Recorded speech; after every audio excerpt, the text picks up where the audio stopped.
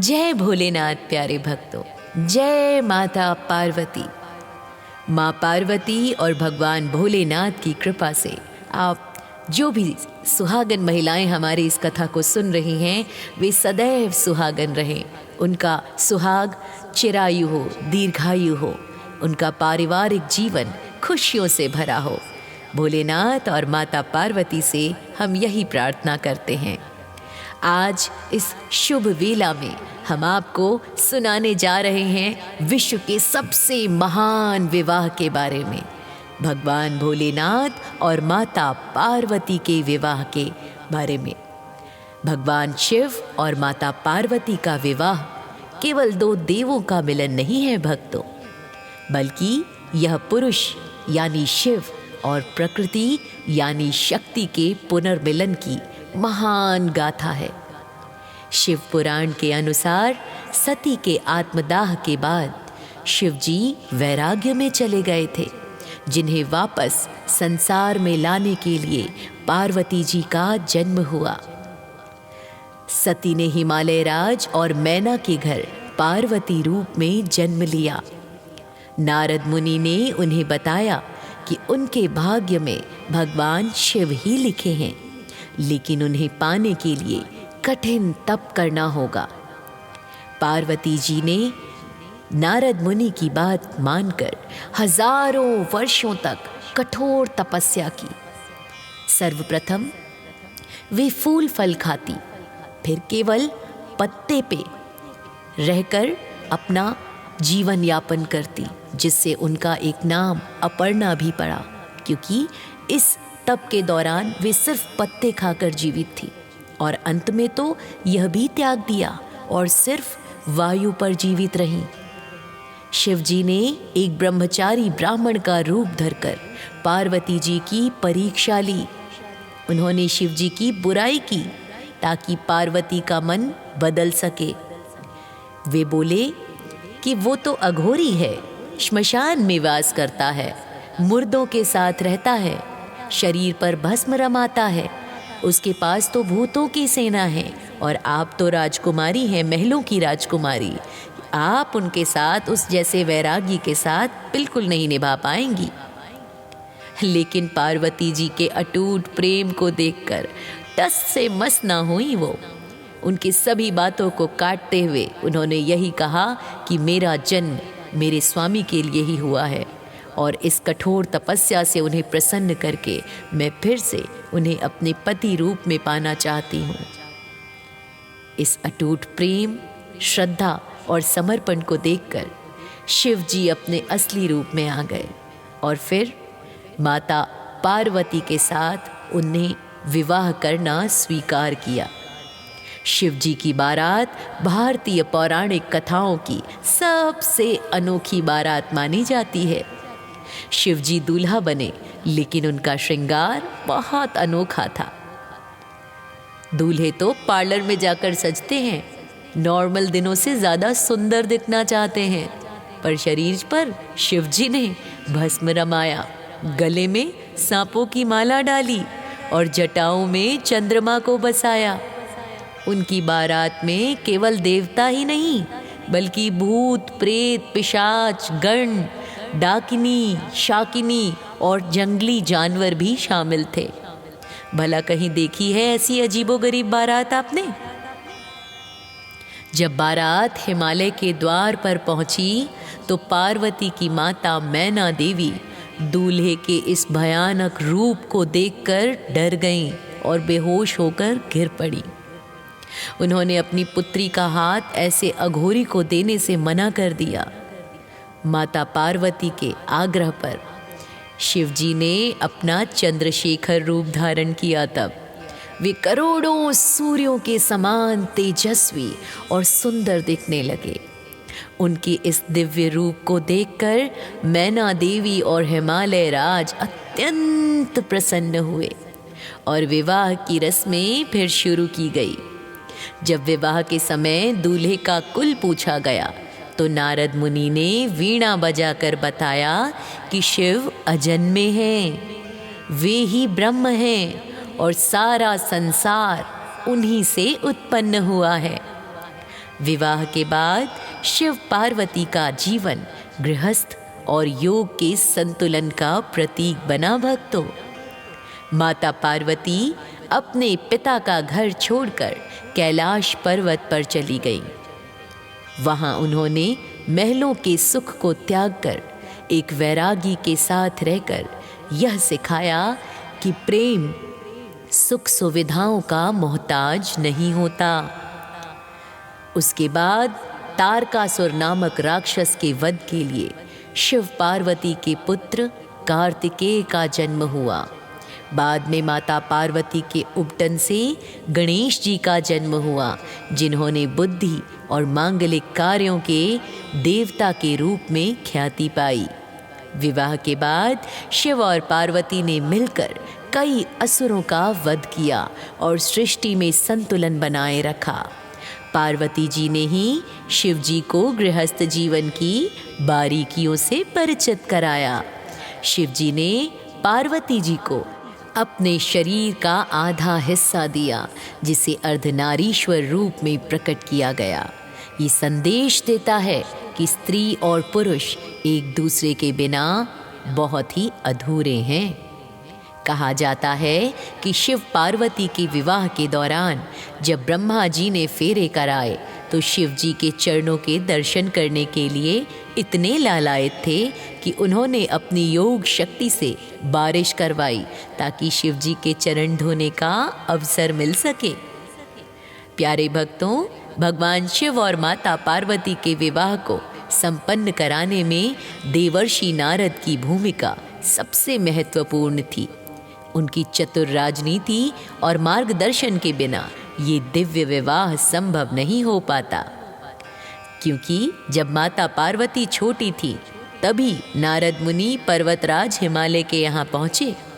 उन्होंने ही पार्वती जी की हस्तरेखाएं देखकर भविष्यवाणी की कि इनका विवाह एक ऐसे पुरुष से होगा जो अमंगल वेश वाला, जटाधारी और निष्कुल यानी बिना कुल का होगा। जब हिमालय और मैना ये सुनकर दुखी हुए तो नारद जी ने अपनी चतुराई से उन्हें समझाया कि ये सारे लक्षण केवल स्वयं भगवान शिव के हैं। उन्होंने ही पार्वती के मन में शिव जी के प्रति प्रेम का बीज बोया और उन्हें ओम नमः शिवाय मंत्र की दीक्षा दी। जब पार्वती जी की तपस्या चरम सीमा पर थी तब शिव जी भी पूरी तरह विवाह के लिए तैयार नहीं थे। नारद जी ने तब सप्तऋषियों को प्रेरित किया कि वे शिव जी के पास जाकर उन्हें विवाह के लिए समझाएं, उसके लाभ के बारे में बताएं, क्योंकि नारद जी जानते थे कि शिव जी ऋषियों की बात कभी नहीं टालते। ऋषियों ने शिव जी को तर्क दिया कि संसार को तारकासुर से बचाने के लिए उनके पुत्र का होना अत्यंत आवश्यक है और इसके लिए विवाह का होना अनिवार्य है। विवाह तय होने के बाद नारद जी ने एक और बड़ी चतुराई की। उन्होंने शिव जी के गणों, भूतों, प्रेतों और पिशाचों को उकसाया कि वे अपनी पूरी स्वाभाविक अवस्था में बारात में चलें। कारण था कि नारद जी जानते थे कि दुनिया यह देखे कि शिव जी केवल देवताओं के नहीं बल्कि उन सबके भी ईश्वर हैं जिन्हें समाज अशुभ मानकर त्याग देता है। इसी कारण वह बारात इतनी विचित्र और डरावनी बनी, जिसने अंत में एक बड़ा संदेश दिया। जब शिव जी का भयानक रूप देखकर माता मैना विवाह रोकने पर अड़ गईं, तब नारद मुनि ने अपनी वाणी का चमत्कार दिखाया। उन्होंने मैना को याद दिलाया कि उनकी पुत्री स्वयं आदि शक्ति हैं। उन्होंने तर्क देते हुए कहा कि जो संसार के पूरे ब्रह्मांड का स्वामी है, उसे सजावट की क्या आवश्यकता। नारद जी की बातों ने ही मैना देवी की आंखों से अज्ञान का पर्दा हटाया भक्तों, जिसके बाद उन्होंने शिव जी के अद्भुत सुंदर चंद्रशेखर रूप के दर्शन किए। विवाह के मंडप में एक बड़ी समस्या तब आई जब पुरोहित ने शिव जी से उनके कुल, उनके वंश, पिता और गोत्र का नाम पूछा, क्योंकि हिंदू धर्म में बिना गोत्र के विवाह नहीं हो सकता। शिव जी तो अजन्मे हैं, उनका कोई पिता ही नहीं। पूरी सभा शांत हो गई और राजा दक्ष जैसे लोग उपहास करने लगे। तब नारद मुनि ने अपनी वीणा बजाते हुए आगे आए और हंसकर बोले, हे ऋषियों, आप किससे गोत्र पूछ रहे हैं? जो समस्त ब्रह्मांड का मूल है, उसका कोई गोत्र कैसे हो सकता है भला? शिव तो अनादि हैं, नाद ही इनका कुल है और ये स्वयं ही ब्रह्म हैं। नारद जी के इस ज्ञान ने सभी शंकाओं को समाप्त कर दिया और विवाह की रस्में निर्विघ्न संपूर्ण हुई। नारद मुनि ने अपनी इस लीला से ये सिद्ध कर दिया कि केवल कलह यानी झगड़ा कराने वाले नहीं हैं वे, बल्कि संसार के सबसे बड़े मैच मेकर यानी विवाह कराने वाले भी हैं, जिन्होंने शिव और शक्ति को एक सूत्र में पिरोया। तो प्यारे भक्तों, ये थी संसार की सबसे विचित्र शादी, इस पूरे ब्रह्मांड में सबसे अनोखी शादी की कथा। कैसी लगी कमेंट में हमें ज़रूर बताइए और हर हर महादेव लिखना बिल्कुल मत भूलिए। और हाँ, चैनल को सब्सक्राइब करना ना भूलें जो फर्स्ट टाइम व्यूअर हैं, ताकि ऐसी ही रोचक कथाएं आप सुन सकें सबसे पहले। जय भोलेनाथ।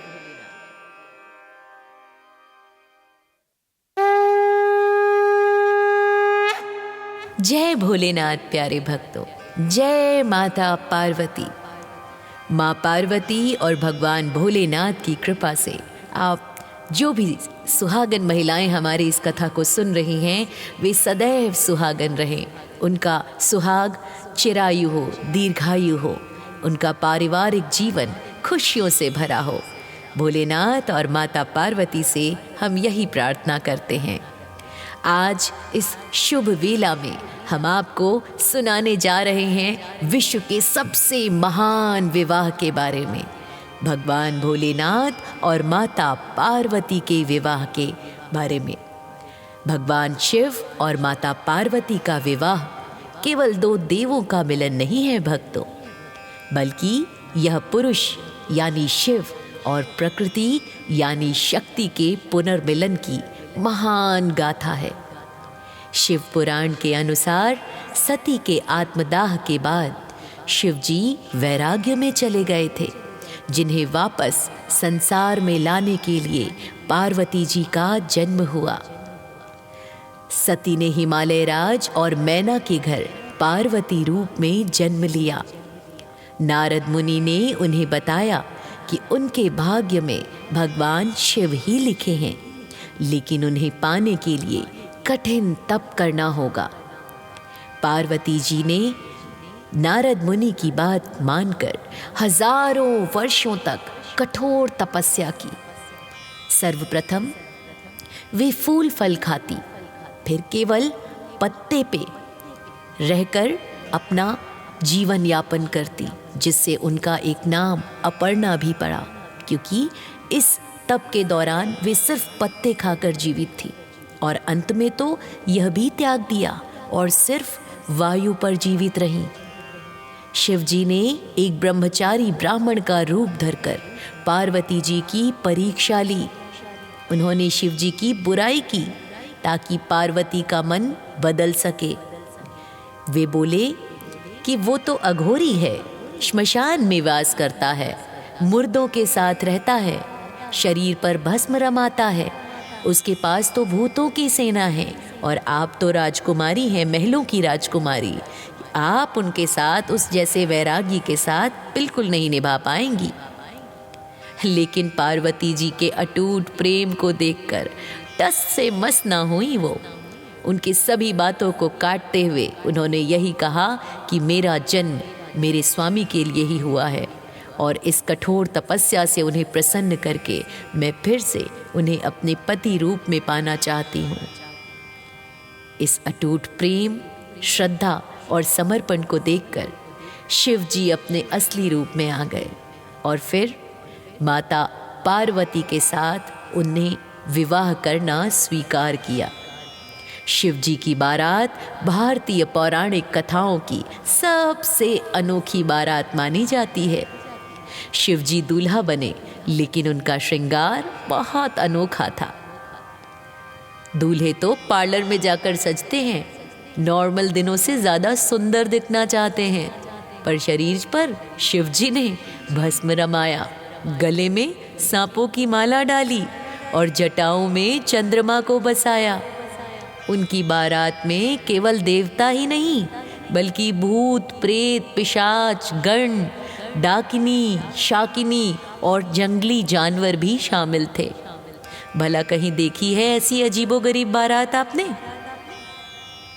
जब बारात हिमालय के द्वार पर पहुंची तो पार्वती की माता मैना देवी दूल्हे के इस भयानक रूप को देखकर डर गईं और बेहोश होकर गिर पड़ी।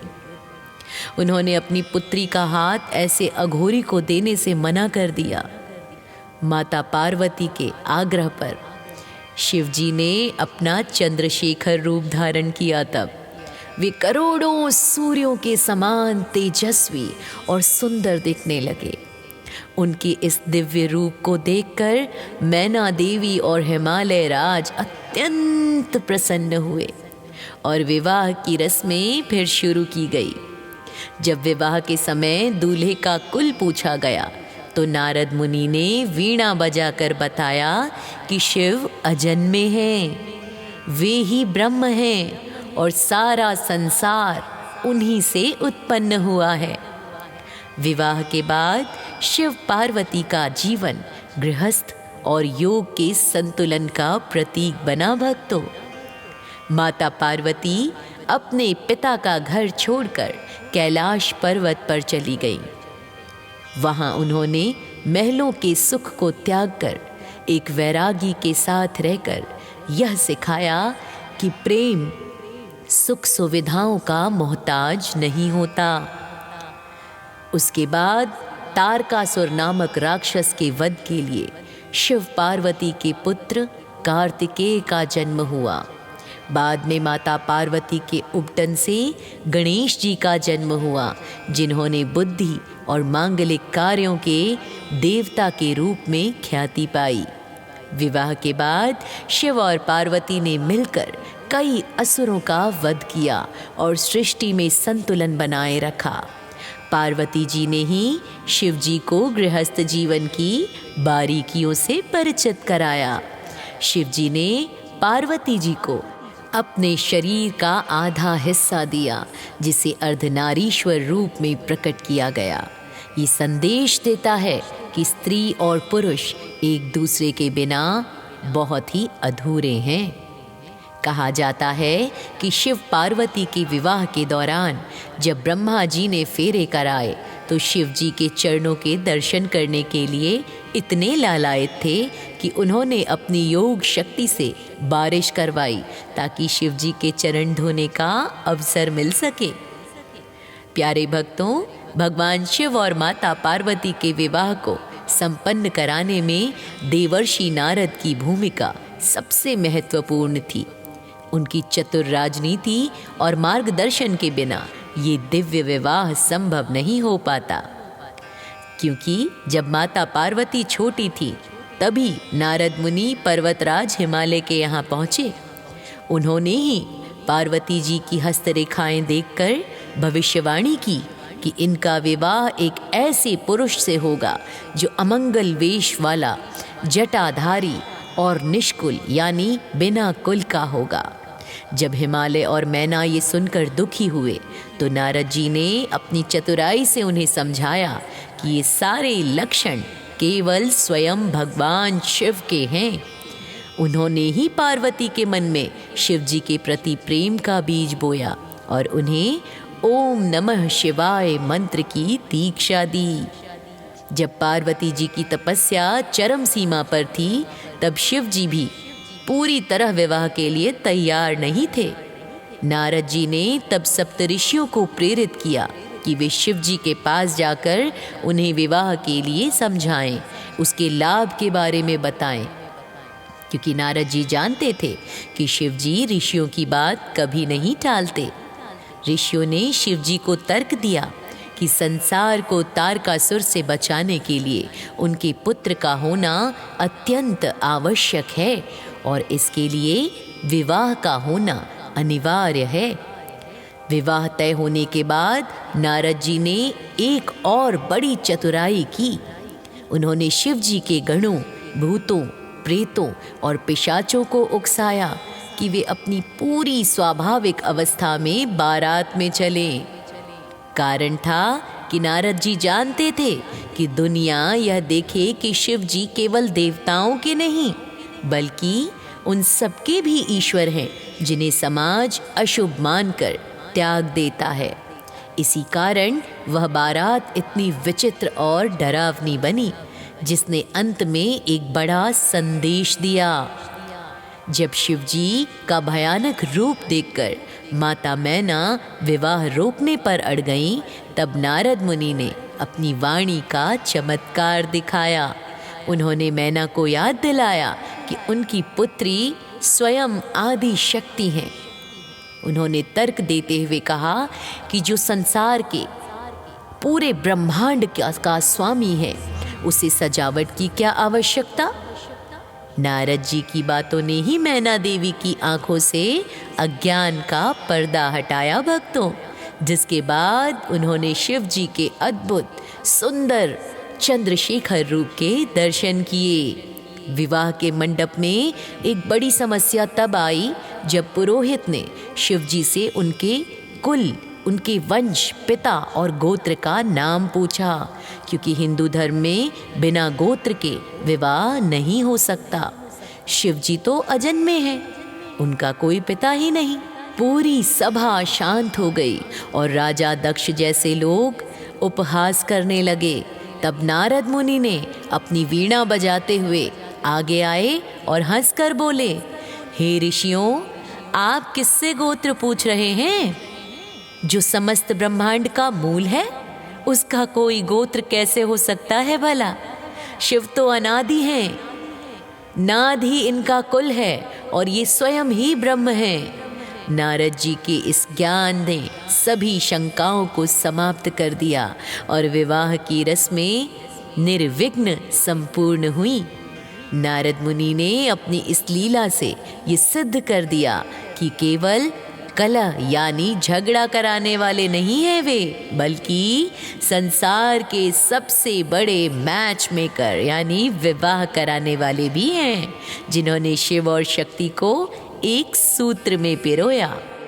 तो प्यारे भक्तों, ये थी संसार की सबसे विचित्र शादी, इस पूरे ब्रह्मांड में सबसे अनोखी शादी की कथा।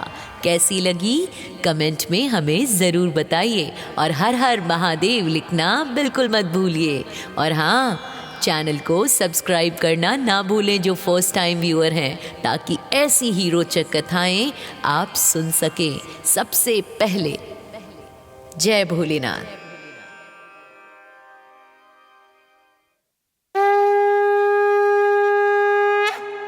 जय भोलेनाथ प्यारे भक्तों, जय माता पार्वती। माँ पार्वती और भगवान भोलेनाथ की कृपा से आप जो भी सुहागन महिलाएं हमारी इस कथा को सुन रही हैं, वे सदैव सुहागन रहें। उनका सुहाग चिरायु हो, दीर्घायु हो, उनका पारिवारिक जीवन खुशियों से भरा हो। भोलेनाथ और माता पार्वती से हम यही प्रार्थना करते हैं। आज इस शुभ वेला में हम आपको सुनाने जा रहे हैं विश्व के सबसे महान विवाह के बारे में, भगवान भोलेनाथ और माता पार्वती के विवाह के बारे में। भगवान शिव और माता पार्वती का विवाह केवल दो देवों का मिलन नहीं है भक्तों, बल्कि यह पुरुष यानी शिव और प्रकृति यानी शक्ति के पुनर्मिलन की महान गाथा है।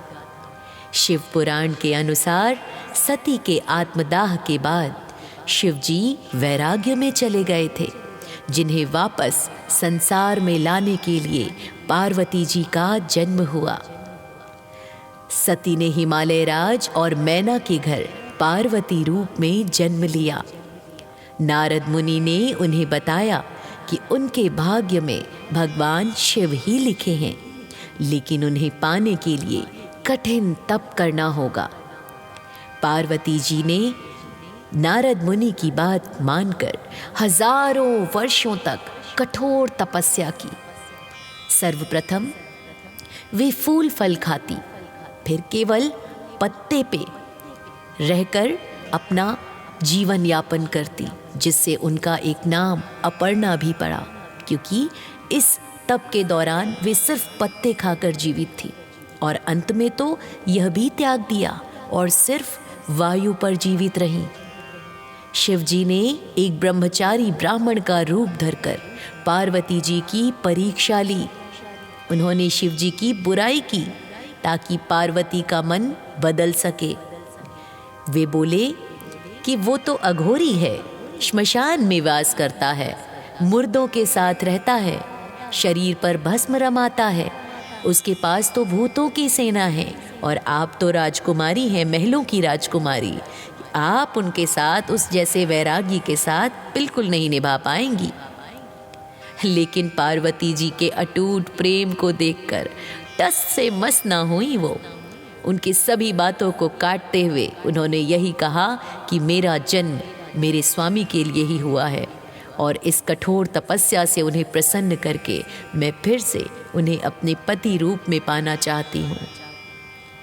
इस अटूट प्रेम, श्रद्धा और समर्पण को देखकर शिव जी अपने असली रूप में आ गए और फिर माता पार्वती के साथ उन्हें विवाह करना स्वीकार किया।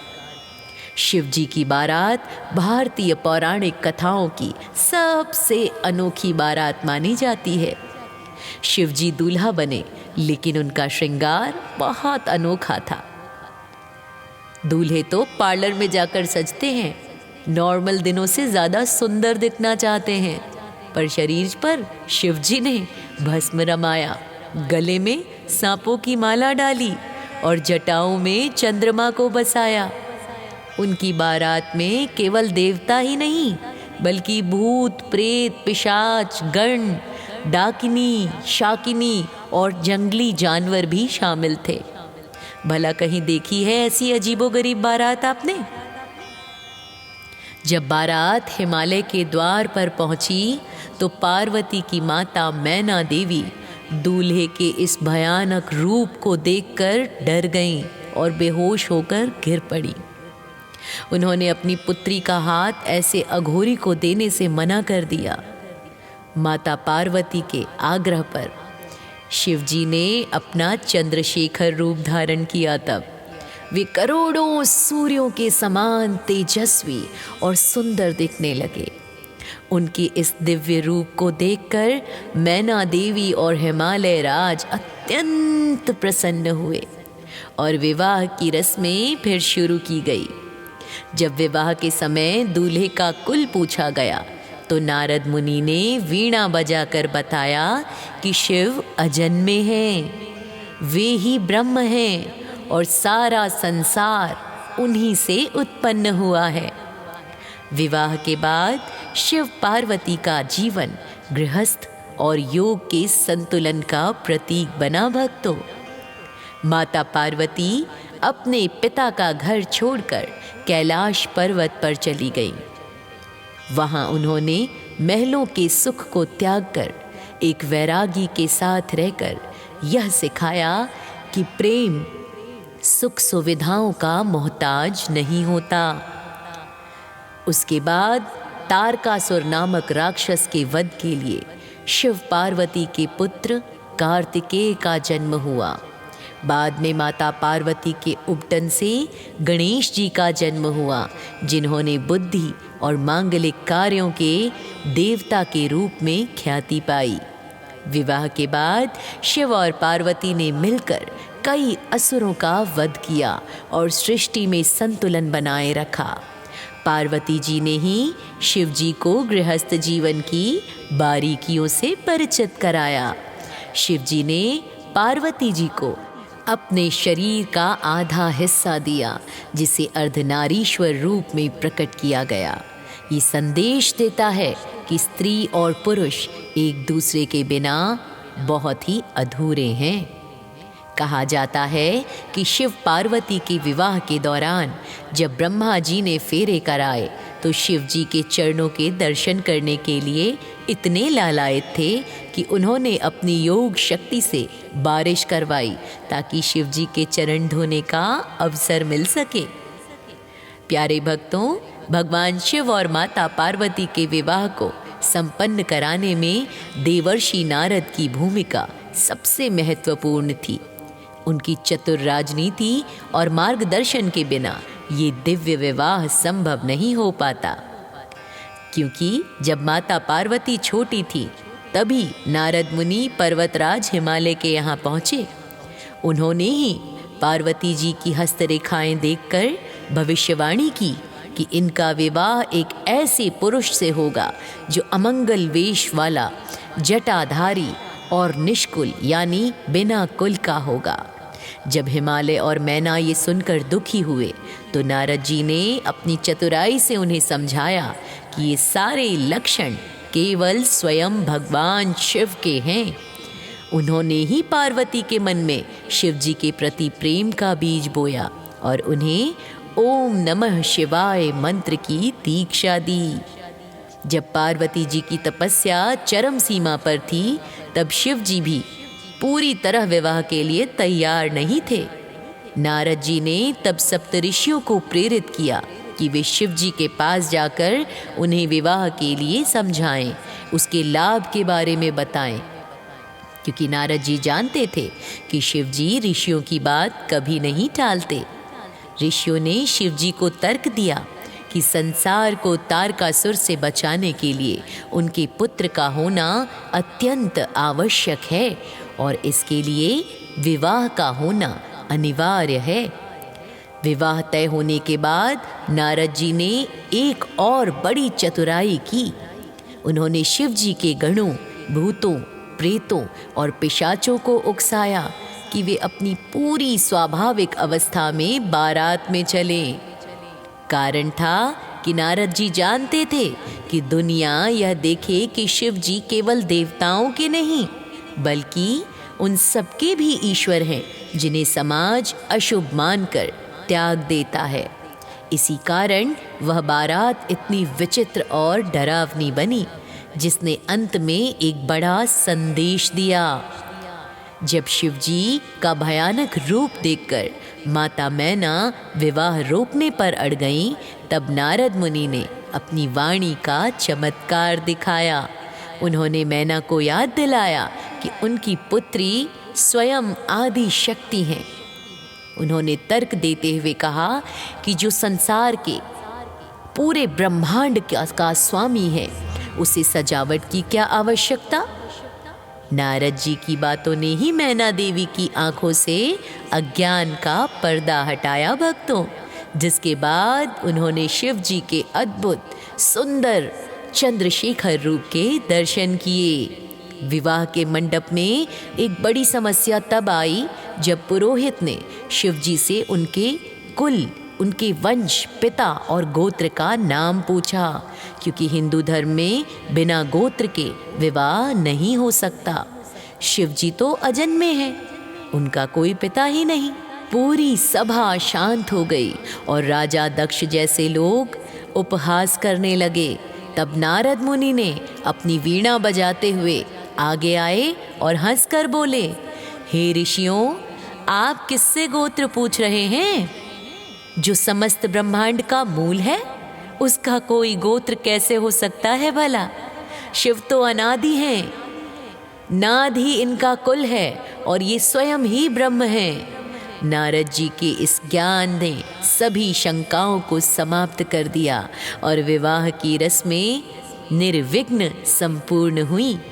नारद मुनि ने अपनी इस लीला से ये सिद्ध कर दिया कि केवल कलह यानी झगड़ा कराने वाले नहीं हैं वे, बल्कि संसार के सबसे बड़े मैच मेकर यानी विवाह कराने वाले भी हैं, जिन्होंने शिव और शक्ति को एक सूत्र में पिरोया। तो प्यारे भक्तों, ये थी संसार की सबसे विचित्र शादी इस पूरे ब्रह्मांड में सबसे अनोखी शादी की कथा कैसी लगी कमेंट में हमें ज़रूर बताइए। और हर हर महादेव लिखना बिल्कुल मत भूलिए।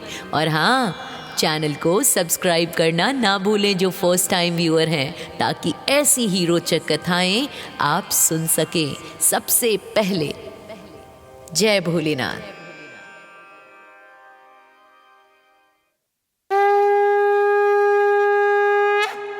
जय भोलेनाथ प्यारे भक्तों, जय माता पार्वती। माँ पार्वती और भगवान भोलेनाथ की कृपा से आप जो भी सुहागन महिलाएं हमारी इस कथा को सुन रही हैं, वे सदैव सुहागन रहें। उनका सुहाग चिरायु हो, दीर्घायु हो, उनका पारिवारिक जीवन खुशियों से भरा हो। भोलेनाथ और माता पार्वती से हम यही प्रार्थना करते हैं।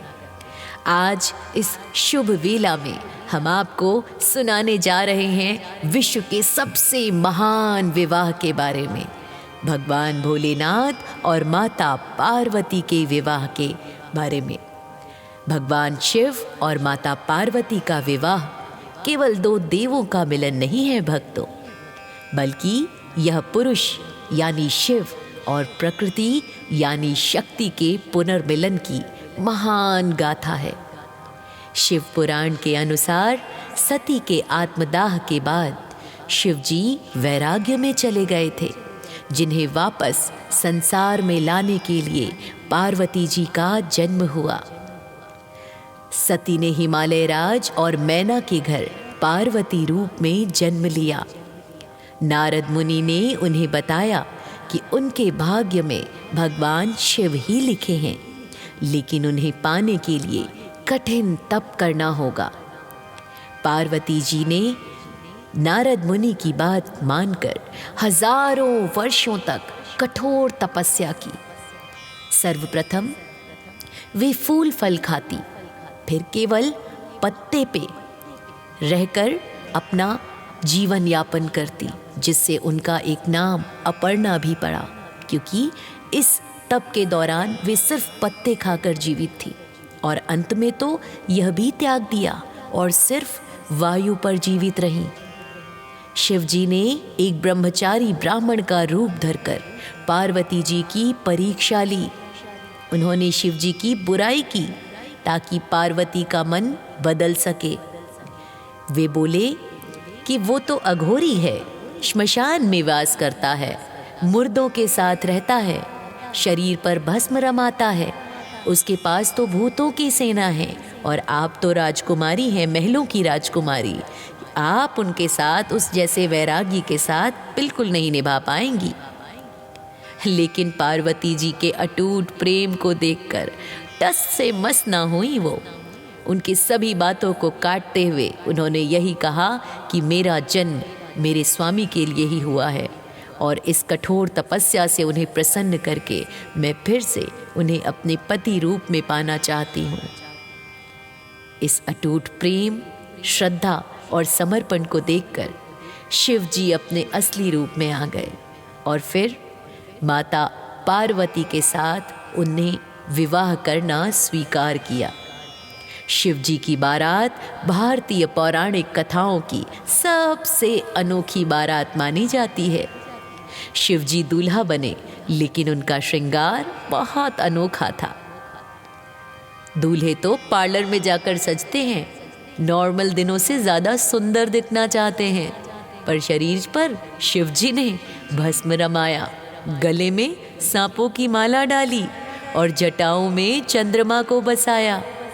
उनकी बारात में केवल देवता ही नहीं, बल्कि भूत, प्रेत, पिशाच, गण, डाकिनी, शाकिनी और जंगली जानवर भी शामिल थे।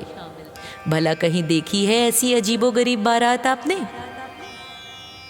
जब बारात हिमालय के द्वार पर पहुंची तो पार्वती की माता मैना देवी दूल्हे के इस भयानक रूप को देखकर डर गईं और बेहोश होकर गिर पड़ी। उन्होंने अपनी पुत्री का हाथ ऐसे अघोरी को देने से मना कर दिया। माता पार्वती के आग्रह पर शिवजी ने अपना चंद्रशेखर रूप धारण किया। तब वे करोड़ों सूर्यों के समान तेजस्वी और सुंदर दिखने लगे। उनके इस दिव्य रूप को देखकर मैना देवी और हिमालय राज अत्यंत प्रसन्न हुए और विवाह की रस्में फिर शुरू की गई।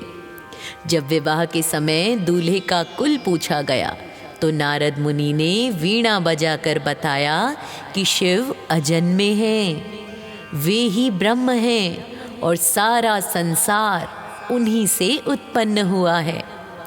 विवाह के बाद शिव पार्वती का जीवन गृहस्थ और योग के संतुलन का प्रतीक बना भक्तों।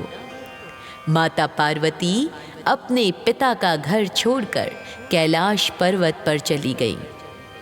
वहां उन्होंने महलों के सुख को त्याग कर एक वैरागी के साथ रहकर यह सिखाया कि प्रेम सुख सुविधाओं का मोहताज नहीं होता। उसके बाद तारकासुर नामक राक्षस के वध के लिए शिव पार्वती के पुत्र कार्तिकेय का जन्म हुआ।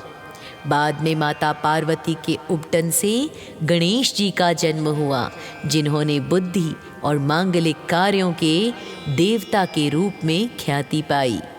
विवाह के बाद शिव और पार्वती ने मिलकर कई असुरों का वध किया और सृष्टि में संतुलन बनाए रखा। पार्वती जी ने ही शिव जी को गृहस्थ जीवन की बारीकियों से परिचित कराया। शिव जी ने पार्वती जी को अपने शरीर का आधा हिस्सा दिया, जिसे अर्धनारीश्वर रूप में प्रकट किया गया। ये संदेश देता है कि स्त्री और पुरुष एक दूसरे के बिना बहुत ही अधूरे हैं। कहा जाता है कि शिव पार्वती के विवाह के दौरान जब ब्रह्मा जी ने फेरे कराए तो शिव जी के चरणों के दर्शन करने के लिए इतने लालायित थे कि उन्होंने अपनी योग शक्ति से बारिश करवाई ताकि शिव जी के चरण धोने का अवसर मिल सके। प्यारे भक्तों, भगवान शिव और माता पार्वती के विवाह को संपन्न कराने में देवर्षि नारद की भूमिका सबसे महत्वपूर्ण थी। उनकी चतुर राजनीति और मार्गदर्शन के बिना ये दिव्य विवाह संभव नहीं हो पाता। क्योंकि जब माता पार्वती छोटी थी तभी नारद मुनि पर्वतराज हिमालय के यहाँ पहुँचे। उन्होंने ही पार्वती जी की हस्तरेखाएं देखकर भविष्यवाणी की कि इनका विवाह एक ऐसे पुरुष से होगा जो अमंगल वेश वाला, जटाधारी और निष्कुल यानी बिना कुल का होगा। जब हिमालय और मैना ये सुनकर दुखी हुए तो नारद जी ने अपनी चतुराई से उन्हें समझाया कि ये सारे लक्षण केवल स्वयं भगवान शिव के हैं। उन्होंने ही पार्वती के मन में शिव जी के प्रति प्रेम का बीज बोया और उन्हें ओम नमः शिवाय मंत्र की दीक्षा दी। जब पार्वती जी की तपस्या चरम सीमा पर थी तब शिव जी भी पूरी तरह विवाह के लिए तैयार नहीं थे। नारद जी ने तब सप्तऋषियों को प्रेरित किया कि वे शिव जी के पास जाकर उन्हें विवाह के लिए समझाएं, उसके लाभ के बारे में बताएं। क्योंकि नारद जी जानते थे कि शिव जी ऋषियों की बात कभी नहीं टालते। ऋषियों ने शिव जी को तर्क दिया कि संसार को तारकासुर से बचाने के लिए उनके पुत्र का होना अत्यंत आवश्यक है और इसके लिए विवाह का होना अनिवार्य है। विवाह तय होने के बाद नारद जी ने एक और बड़ी चतुराई की। उन्होंने शिव जी के गणों, भूतों, प्रेतों और पिशाचों को उकसाया कि वे अपनी पूरी स्वाभाविक अवस्था में बारात में चलें। कारण था कि नारद जी जानते थे कि दुनिया यह देखे कि शिव जी केवल देवताओं के नहीं बल्कि उन सबके भी ईश्वर हैं जिन्हें समाज अशुभ मानकर त्याग देता है। इसी कारण वह बारात इतनी विचित्र और डरावनी बनी, जिसने अंत में एक बड़ा संदेश दिया। जब शिव जी का भयानक रूप देखकर माता मैना विवाह रोकने पर अड़ गईं, तब नारद मुनि ने अपनी वाणी का चमत्कार दिखाया। उन्होंने मैना को याद दिलाया कि उनकी पुत्री स्वयं आदि शक्ति हैं। उन्होंने तर्क देते हुए कहा कि जो संसार के पूरे ब्रह्मांड का स्वामी है, उसे सजावट की क्या आवश्यकता। नारद जी की बातों ने ही मैना देवी की आंखों से अज्ञान का पर्दा हटाया भक्तों, जिसके बाद उन्होंने शिव जी के अद्भुत सुंदर चंद्रशेखर रूप के दर्शन किए। विवाह के मंडप में एक बड़ी समस्या तब आई जब पुरोहित ने शिव जी से उनके कुल, उनके वंश, पिता और गोत्र का नाम पूछा, क्योंकि हिंदू धर्म में बिना गोत्र के विवाह नहीं हो सकता। शिव जी तो अजन्मे हैं, उनका कोई पिता ही नहीं। पूरी सभा शांत हो गई और राजा दक्ष जैसे लोग उपहास करने लगे। तब नारद मुनि ने अपनी वीणा बजाते हुए आगे आए और हंसकर बोले, हे ऋषियों, आप किससे गोत्र पूछ रहे हैं? जो समस्त ब्रह्मांड का मूल है, उसका कोई गोत्र कैसे हो सकता है भला? शिव तो अनादि हैं, नाद ही इनका कुल है और ये स्वयं ही ब्रह्म हैं।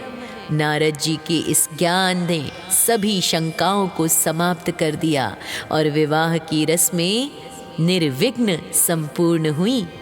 नारद मुनि ने अपनी इस लीला से ये सिद्ध कर दिया कि केवल कलह यानी झगड़ा कराने वाले नहीं हैं वे, बल्कि संसार के सबसे बड़े मैच मेकर यानी विवाह कराने वाले भी हैं, जिन्होंने शिव और शक्ति को एक सूत्र में पिरोया।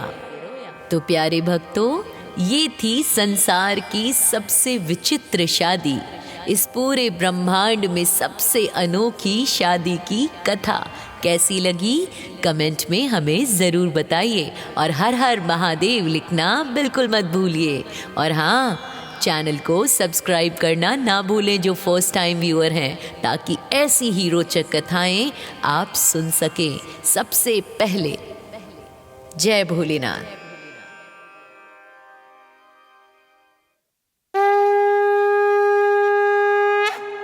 जय भोलेनाथ प्यारे भक्तों, जय माता पार्वती। माँ पार्वती और भगवान भोलेनाथ की कृपा से आप जो भी सुहागन महिलाएं हमारी इस कथा को सुन रही हैं, वे सदैव सुहागन रहें। उनका सुहाग चिरायु हो, दीर्घायु हो, उनका पारिवारिक जीवन खुशियों से भरा हो।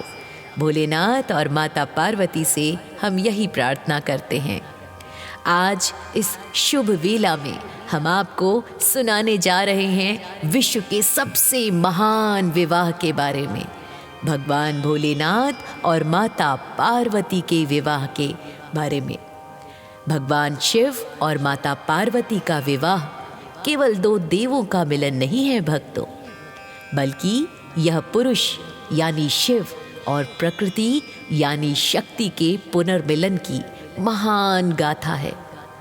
शिव पुराण के अनुसार सती के आत्मदाह के बाद शिव जी वैराग्य में चले गए थे, जिन्हें वापस संसार में लाने के लिए पार्वती जी का जन्म हुआ। सती ने हिमालय राज और मैना के घर पार्वती रूप में जन्म लिया। नारद मुनि ने उन्हें बताया कि उनके भाग्य में भगवान शिव ही लिखे हैं, लेकिन उन्हें पाने के लिए कठिन तप करना होगा। पार्वती जी ने नारद मुनि की बात मानकर हजारों वर्षों तक कठोर तपस्या की।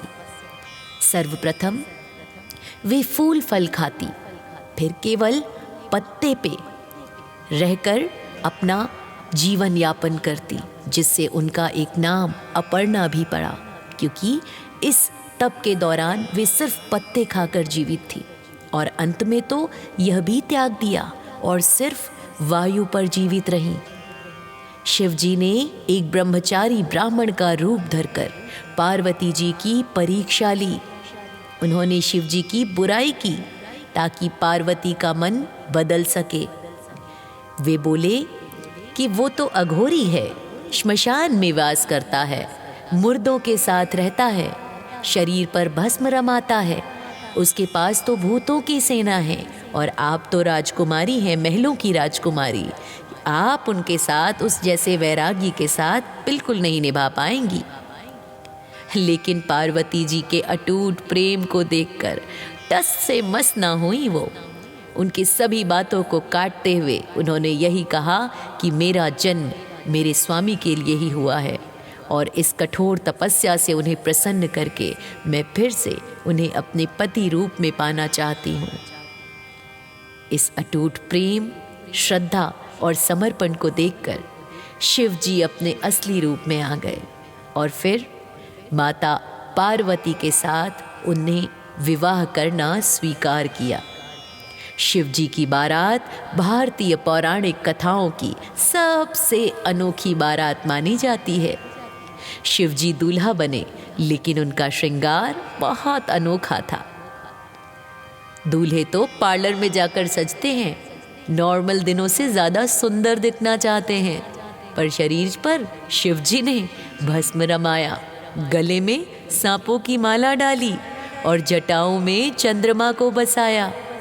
उनकी बारात में केवल देवता ही नहीं, बल्कि भूत, प्रेत, पिशाच, गण, डाकिनी, शाकिनी और जंगली जानवर भी शामिल थे।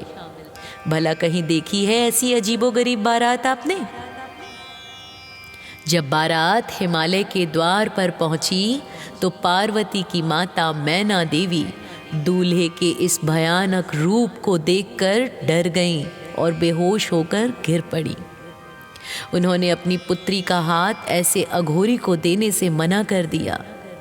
माता पार्वती के आग्रह पर शिव जी ने अपना चंद्रशेखर रूप धारण किया। तब वे करोड़ों सूर्यों के समान तेजस्वी और सुंदर दिखने लगे। उनके इस दिव्य रूप को देखकर मैना देवी और हिमालय राज अत्यंत प्रसन्न हुए और विवाह की रस्में फिर शुरू की गई। जब विवाह के समय दूल्हे का कुल पूछा गया तो नारद मुनि ने वीणा बजाकर बताया कि शिव अजन्मे हैं, वे ही ब्रह्म हैं और सारा संसार उन्हीं से उत्पन्न हुआ है।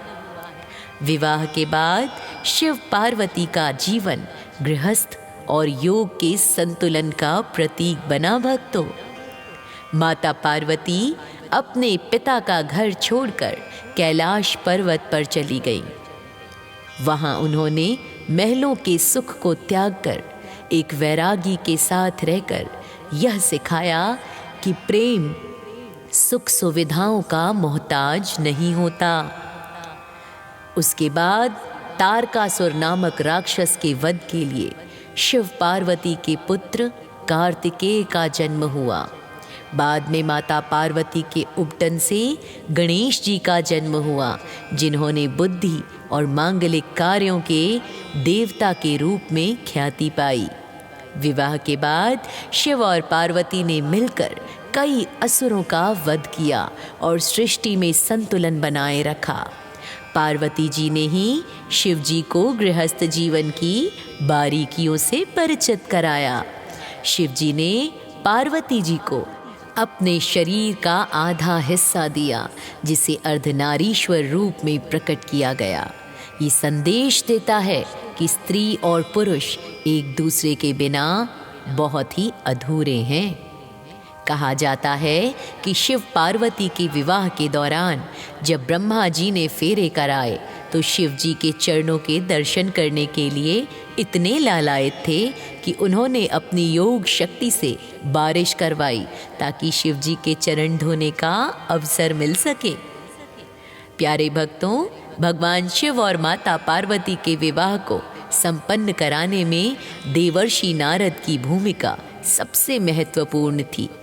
उनकी चतुर राजनीति और मार्गदर्शन के बिना ये दिव्य विवाह संभव नहीं हो पाता, क्योंकि जब माता पार्वती छोटी थी तभी नारद मुनि पर्वतराज हिमालय के यहाँ पहुँचे। उन्होंने ही पार्वती जी की हस्तरेखाएं देखकर भविष्यवाणी की कि इनका विवाह एक ऐसे पुरुष से होगा जो अमंगल वेश वाला, जटाधारी और निष्कुल यानी बिना कुल का होगा। जब हिमालय और मैना ये सुनकर दुखी हुए तो नारद जी ने अपनी चतुराई से उन्हें समझाया कि ये सारे लक्षण केवल स्वयं भगवान शिव के हैं उन्होंने ही पार्वती के मन में शिव जी के प्रति प्रेम का बीज बोया और उन्हें ओम नमः शिवाय मंत्र की दीक्षा दी। जब पार्वती जी की तपस्या चरम सीमा पर थी, तब शिव जी भी पूरी तरह विवाह के लिए तैयार नहीं थे। नारद जी ने तब सप्तऋषियों को प्रेरित किया कि वे शिव जी के पास जाकर उन्हें विवाह के लिए समझाएं, उसके लाभ के बारे में बताएं, क्योंकि नारद जी जानते थे कि शिव जी ऋषियों की बात कभी नहीं टालते। ऋषियों ने शिव जी को तर्क दिया कि संसार को तारकासुर से बचाने के लिए उनके पुत्र का होना अत्यंत आवश्यक है और इसके लिए विवाह का होना अनिवार्य है। विवाह तय होने के बाद नारद जी ने एक और बड़ी चतुराई की।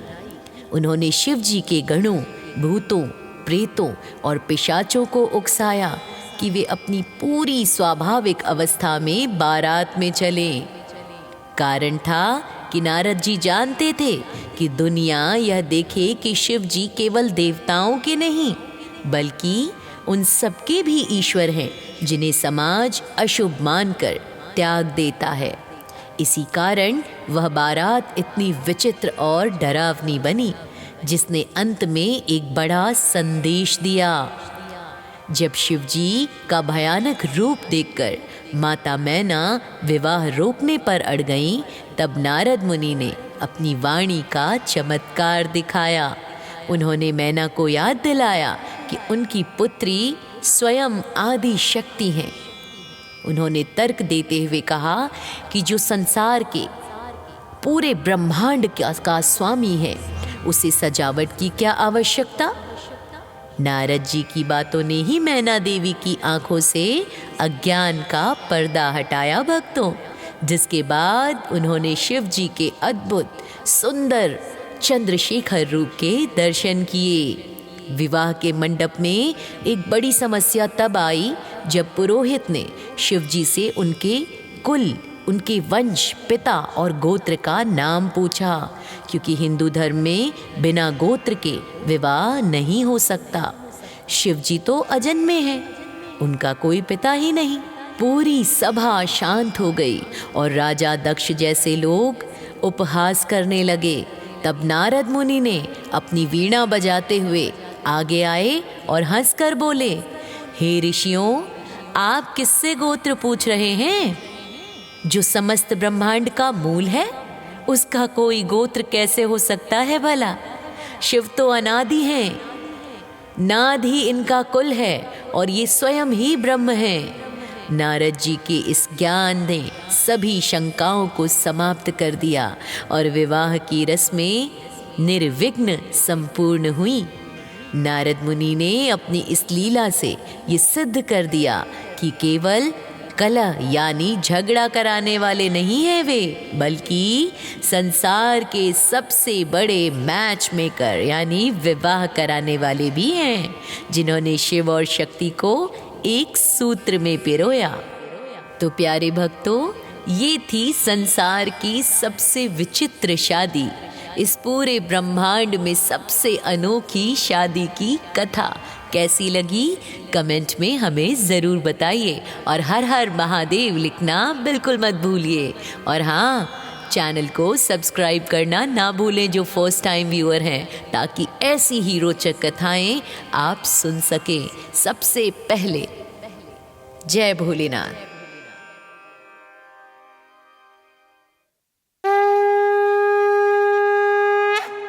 जय भोलेनाथ प्यारे भक्तों, जय माता पार्वती।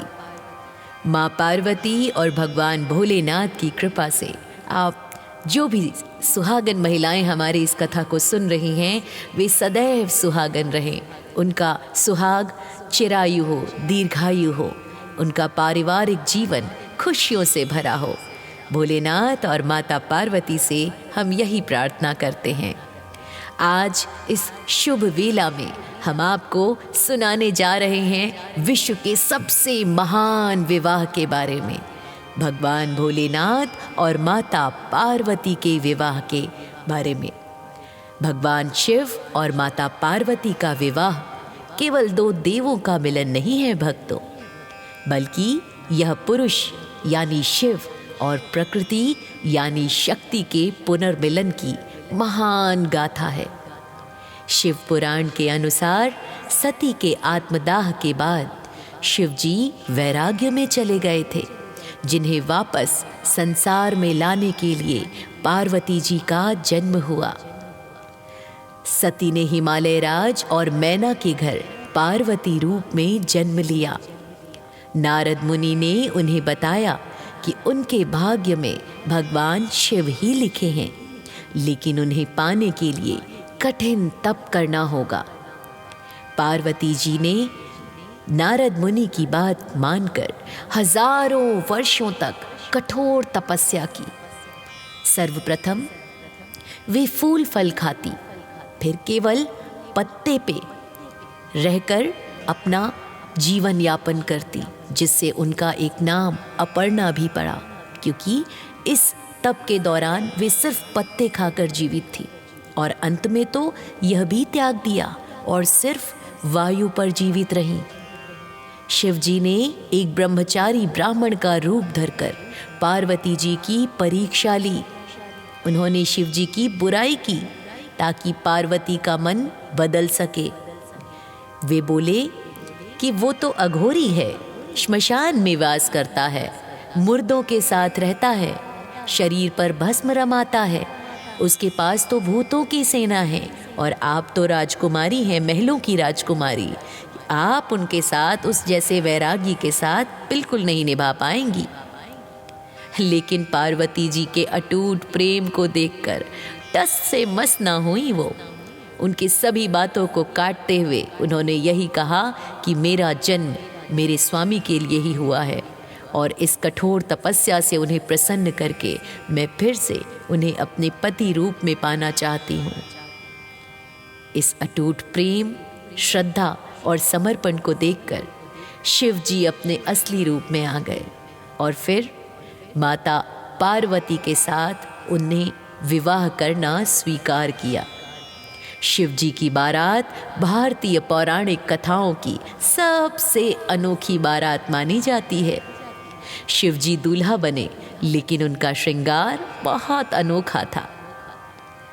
दूल्हे तो पार्लर में जाकर सजते हैं, नॉर्मल दिनों से ज़्यादा सुंदर दिखना चाहते हैं, पर शरीर पर शिव जी ने भस्म रमाया, गले में सांपों की माला डाली और जटाओं में चंद्रमा को बसाया। उनकी बारात में केवल देवता ही नहीं, बल्कि भूत, प्रेत, पिशाच, गण, डाकिनी, शाकिनी और जंगली जानवर भी शामिल थे। भला कहीं देखी है ऐसी अजीबोगरीब बारात आपने? जब बारात हिमालय के द्वार पर पहुंची तो पार्वती की माता मैना देवी दूल्हे के इस भयानक रूप को देखकर डर गईं और बेहोश होकर गिर पड़ी। उन्होंने अपनी पुत्री का हाथ ऐसे अघोरी को देने से मना कर दिया। माता पार्वती के आग्रह पर शिव जी ने अपना चंद्रशेखर रूप धारण किया। तब वे करोड़ों सूर्यों के समान तेजस्वी और सुंदर दिखने लगे। उनके इस दिव्य रूप को देखकर मैना देवी और हिमालय राज अत्यंत प्रसन्न हुए और विवाह की रस्में फिर शुरू की गई। जब विवाह के समय दूल्हे का कुल पूछा गया तो नारद मुनि ने वीणा बजाकर बताया कि शिव अजन्मे हैं, वे ही ब्रह्म हैं और सारा संसार उन्हीं से उत्पन्न हुआ है। विवाह के बाद शिव पार्वती का जीवन गृहस्थ और योग के संतुलन का प्रतीक बना। भक्तों, माता पार्वती अपने पिता का घर छोड़कर कैलाश पर्वत पर चली गई। वहां उन्होंने महलों के सुख को त्याग कर एक वैरागी के साथ रहकर यह सिखाया कि प्रेम सुख सुविधाओं का मोहताज नहीं होता। उसके बाद तारकासुर नामक राक्षस के वध के लिए शिव पार्वती के पुत्र कार्तिकेय का जन्म हुआ। बाद में माता पार्वती के उपटन से गणेश जी का जन्म हुआ, जिन्होंने बुद्धि और मांगलिक कार्यों के देवता के रूप में ख्याति पाई। विवाह के बाद शिव और पार्वती ने मिलकर कई असुरों का वध किया और सृष्टि में संतुलन बनाए रखा। पार्वती जी ने ही शिव जी को गृहस्थ जीवन की बारीकियों से परिचित कराया। शिव जी ने पार्वती जी को अपने शरीर का आधा हिस्सा दिया, जिसे अर्धनारीश्वर रूप में प्रकट किया गया। ये संदेश देता है कि स्त्री और पुरुष एक दूसरे के बिना बहुत ही अधूरे हैं।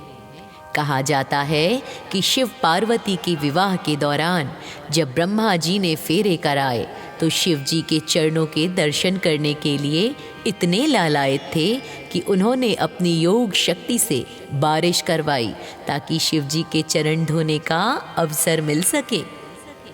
प्यारे भक्तों, भगवान शिव और माता पार्वती के विवाह को संपन्न कराने में देवर्षि नारद की भूमिका सबसे महत्वपूर्ण थी। उनकी चतुर राजनीति और मार्गदर्शन के बिना ये दिव्य विवाह संभव नहीं हो पाता, क्योंकि जब माता पार्वती छोटी थी तभी नारद मुनि पर्वतराज हिमालय के यहाँ पहुँचे। उन्होंने ही पार्वती जी की हस्तरेखाएं देखकर भविष्यवाणी की कि इनका विवाह एक ऐसे पुरुष से होगा जो अमंगल वेश वाला, जटाधारी और निष्कुल यानी बिना कुल का होगा। जब हिमालय और मैना ये सुनकर दुखी हुए तो नारद जी ने अपनी चतुराई से उन्हें समझाया कि ये सारे लक्षण केवल स्वयं भगवान शिव के हैं। उन्होंने ही पार्वती के मन में शिव जी के प्रति प्रेम का बीज बोया और उन्हें ओम नमः शिवाय मंत्र की दीक्षा दी। जब पार्वती जी की तपस्या चरम सीमा पर थी तब शिव जी भी पूरी तरह विवाह के लिए तैयार नहीं थे। नारद जी ने तब सप्तऋषियों को प्रेरित किया कि वे शिव जी के पास जाकर उन्हें विवाह के लिए समझाएं, उसके लाभ के बारे में बताएं, क्योंकि नारद जी जानते थे कि शिव जी ऋषियों की बात कभी नहीं टालते। ऋषियों ने शिव जी को तर्क दिया कि संसार को तारकासुर से बचाने के लिए उनके पुत्र का होना अत्यंत आवश्यक है और इसके लिए विवाह का होना अनिवार्य है। विवाह तय होने के बाद नारद जी ने एक और बड़ी चतुराई की। उन्होंने शिव जी के गणों, भूतों, प्रेतों और पिशाचों को उकसाया कि वे अपनी पूरी स्वाभाविक अवस्था में बारात में चलें। कारण था कि नारद जी जानते थे कि दुनिया यह देखे कि शिव जी केवल देवताओं के नहीं बल्कि उन सबके भी ईश्वर हैं जिन्हें समाज अशुभ मानकर त्याग देता है। इसी कारण वह बारात इतनी विचित्र और डरावनी बनी, जिसने अंत में एक बड़ा संदेश दिया। जब शिव जी का भयानक रूप देखकर माता मैना विवाह रोकने पर अड़ गईं, तब नारद मुनि ने अपनी वाणी का चमत्कार दिखाया। उन्होंने मैना को याद दिलाया कि उनकी पुत्री स्वयं आदि शक्ति हैं। उन्होंने तर्क देते हुए कहा कि जो संसार के पूरे ब्रह्मांड का स्वामी है, उसे सजावट की क्या आवश्यकता। नारद जी की बातों ने ही मैना देवी की आंखों से अज्ञान का पर्दा हटाया भक्तों, जिसके बाद उन्होंने शिव जी के अद्भुत सुंदर चंद्रशेखर रूप के दर्शन किए। विवाह के मंडप में एक बड़ी समस्या तब आई जब पुरोहित ने शिव जी से उनके कुल, उनके वंश, पिता और गोत्र का नाम पूछा, क्योंकि हिंदू धर्म में बिना गोत्र के विवाह नहीं हो सकता। शिव जी तो अजन्मे हैं, उनका कोई पिता ही नहीं। पूरी सभा शांत हो गई और राजा दक्ष जैसे लोग उपहास करने लगे। तब नारद मुनि ने अपनी वीणा बजाते हुए आगे आए और हंसकर बोले, हे ऋषियों, आप किससे गोत्र पूछ रहे हैं? जो समस्त ब्रह्मांड का मूल है, उसका कोई गोत्र कैसे हो सकता है भला? शिव तो अनादि हैं, नाद ही इनका कुल है और ये स्वयं ही ब्रह्म है। नारद जी के इस ज्ञान ने सभी शंकाओं को समाप्त कर दिया और विवाह की रस्में निर्विघ्न संपूर्ण हुई। नारद मुनि ने अपनी इस लीला से ये सिद्ध कर दिया कि केवल कलह यानी झगड़ा कराने वाले नहीं हैं वे, बल्कि संसार के सबसे बड़े मैच मेकर यानी विवाह कराने वाले भी हैं, जिन्होंने शिव और शक्ति को एक सूत्र में पिरोया। तो प्यारे भक्तों, ये थी संसार की सबसे विचित्र शादी, इस पूरे ब्रह्मांड में सबसे अनोखी शादी की कथा। कैसी लगी कमेंट में हमें ज़रूर बताइए और हर हर महादेव लिखना बिल्कुल मत भूलिए। और हाँ, चैनल को सब्सक्राइब करना ना भूलें जो फर्स्ट टाइम व्यूअर हैं, ताकि ऐसी ही रोचक कथाएं आप सुन सकें सबसे पहले। जय भोलेनाथ।